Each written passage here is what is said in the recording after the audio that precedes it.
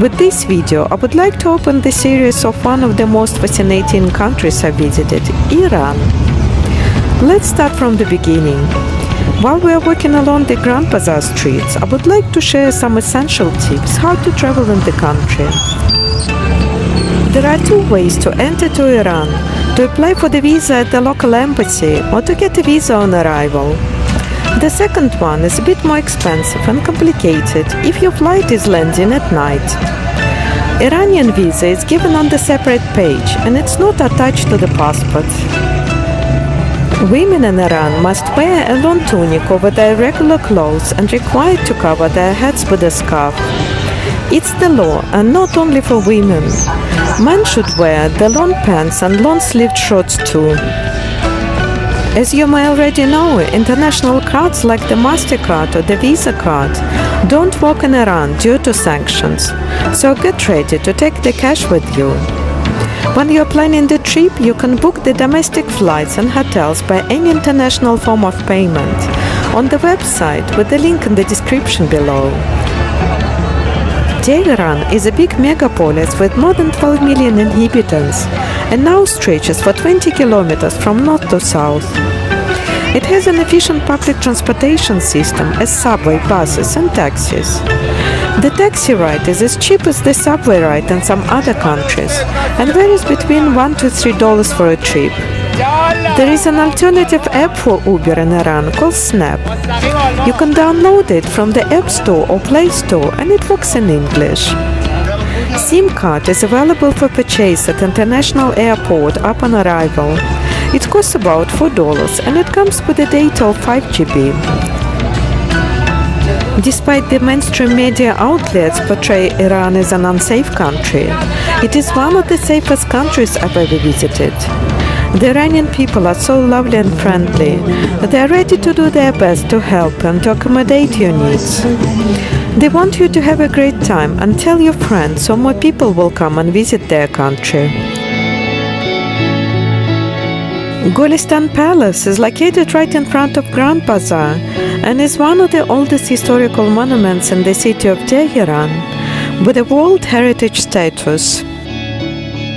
It was built by the Kaya dynasty and also known as the Palace of Flowers. It's a royal residence dating back 400 years, characterized by a fusion between Persian architecture, the adaptation of European construction technologies, and the use of cast iron. The complex was the royal residence of the Safavid dynasty in the mid-16th century. Because protecting the royal citadel was of significant importance, Shah Tahmasp saw to the construction of the first defensive wall around Tehran in the 1550s. Later on, the Zand dynasty commissioned the renovation of the palace and also building an audience chamber and several other buildings. Selim Hall or Coronation Hall is located on the main central section of Golistan Palace, which was built from the beginning with the aim of creating a museum. Nasser al-Din Shah, seeing the museums of Western countries, decided to build a similar museum in this royal palace. In this regard, the old buildings of this part of the garden were destroyed, and the Selim Hall was built. Thus, the first museum of Iran was formed in this hall, which was used to exhibit Iranian and European paintings, alongside gifts presented to the Iranian court. Some royal jewels were also exhibited inside the glass cases. Since the Selim ceremony was held in this palace, it was known as the Selim Hall, and later it was known as the Coronation Hall, because of the coronation of the Pahlavi kings that took place here. The Container Hall was the latest built in the Golistan Palace during the second Pahlavi king and contains the gift and exceptional chinaware given by the European kings, including Napoleon Bonaparte, Nicholas I of Russia, Wilhelm II, Queen Victoria, and Alexander III of Russia.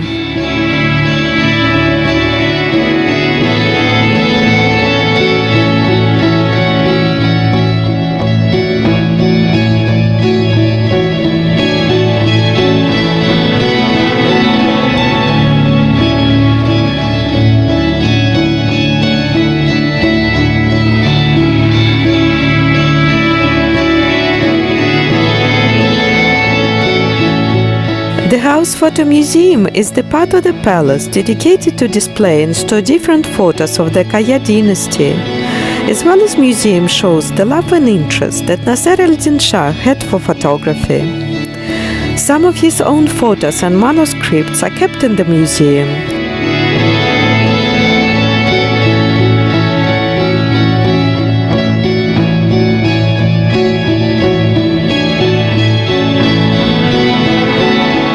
The edifice of the Sun was the first Iranian building to be constructed of a metal structure and was the tallest building in Tehran of 19th century, which is about 35 meters high. The top floor called the Royal Seat, and it was designed for Nasser al-Din Shah to sit and have an overview of the city from 4 sides.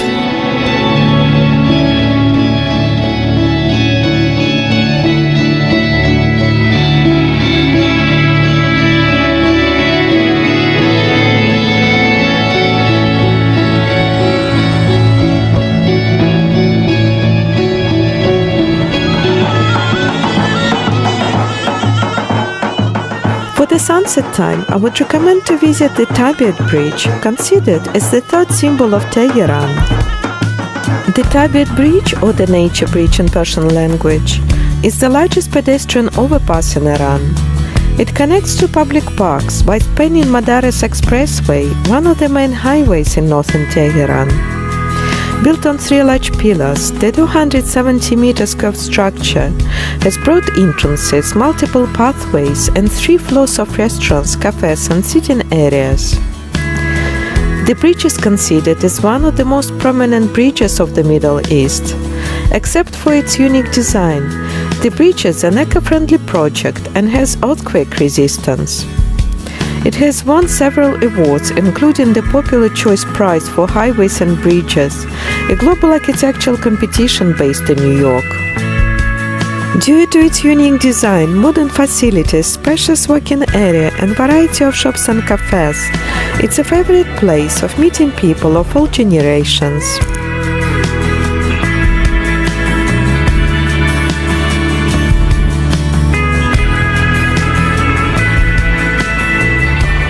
Now we are going to visit the most weird attraction in the city, the former US Embassy. It was the American diplomatic mission in the Imperial State of Iran. Direct bilateral diplomatic relations between the two governments was severed following the Iranian Revolution in 1979 and the subsequent seizure of the embassy in November same year. The site is hard to miss. Its lawn and imposing walls are coated in colorful provocative murals and slogans denouncing the USA. This area provokes the fervency we see in the media, rendering this area and its murals very exhibition-like and not to be taken at face value. They are now a part of the museum, and its topical focus the history between Iran and the US. Today, the former US Embassy is renamed as US Den of Espionage or Museum Garden of Anti-Arrogance. For more than 3 decades, the iconic image on the outside of the embassy was that of the Statue of Liberty as a skeleton, the graffiti that symbolized Iranian fury at the United States.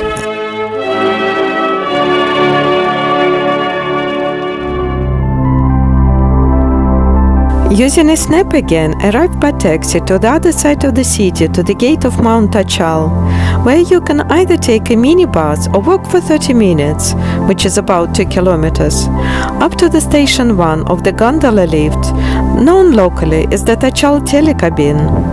The ticket counter is also located in the station, where you can purchase the tickets for the telecabin ride. Thatched telecabin is one of the world's longest gondola lift lines, with a length of 7,500 meters. It starts at the Velinyak Valley north of Tehran at an altitude of 1,900 meters and ends at the last station at an altitude of 3,740 meters near the main ridge of Mount Thatched. The gondola lift is used to access the ski resorts and other recreational centers on the mountain. While it was very hot down in Tehran, at the last station was freezing cold. So we didn't stay more than few minutes. Even the peak of Mount Thatched was just 30 meters away.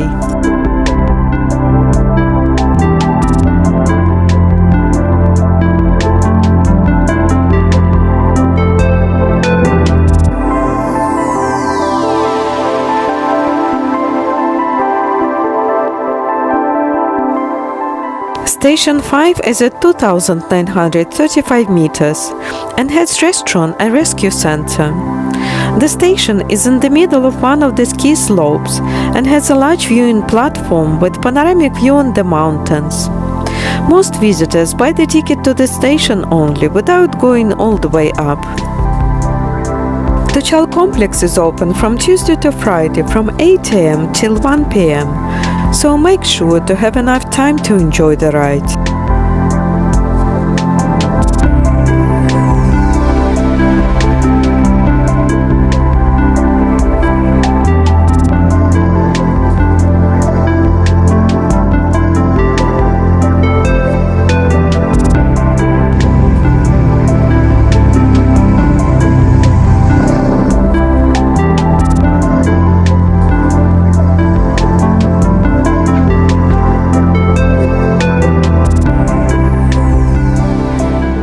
Saadabad is a cultural and historical complex that covers an area of 300 hectares and is located across the foothills of Mount Thatched. The complex was constructed in the 19th century and belonged to the Kaya-era monarchs and their families. In 1920s, Shah Riza Pahlavi added some buildings to the complex and used the palace as a summer residence. In 1970s, his son Mohammad Riza Pahlavi moved there.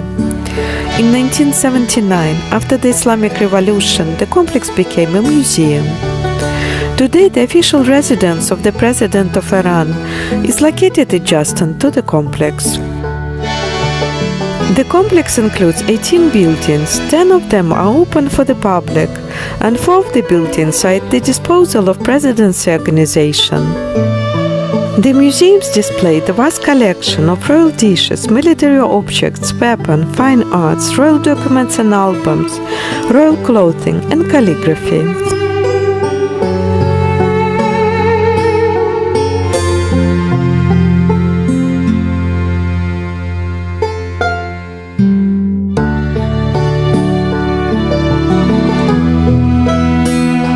My top pick choice for the restaurants in Tehran is this rooftop restaurant located in the Ark Shopping Center next to Saadabad complex.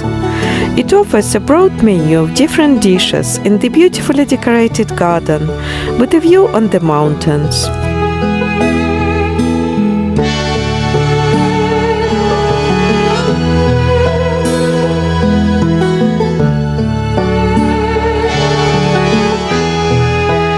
The Azadi Tower, or Shah's Memorial Tower, is one of the landmarks of Tehran, marking the west entrance to the city, and is a part of Azadi Cultural Complex, which also includes an underground museum.